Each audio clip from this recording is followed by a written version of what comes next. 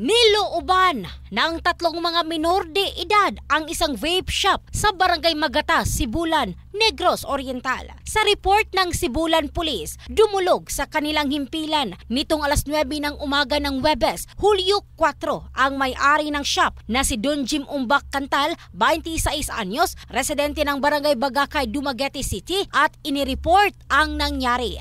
Ito ay matapos mag-post siya sa Facebook at may nagbigay sa kanya ng impormasyon na may namahagi umano ng libreng vape sa kanilang lugar na akma sa kanyang mga products. Kaagad siyang humingi ng assistance sa kapulisan at pinuntahan nila ang lugar na ibinigay ng nag-chat sa kanya. Na-rescue ang suspect na 16 anyos habang hinahanap pa ang 12 at 15 anyos na mga kasama nito. Na-recover din ang mga ninakaw ng mga ito. Pinuntahan ng Brigada News Dumaguete ang shop at napag-alaman na pumasok sa CR ng commercial building ang mga suspect na nasa pinakadulong kanang bahagi. Ginapang ng mga ito ang kisame ng CR papunta sa kinalalagyan ng shop at sinira ang kisame nito hanggang sa makapasok sa loob. In the heart of changing lives, ito si Michelle Craste ng Brigada News Philippines, the Music and News Authority.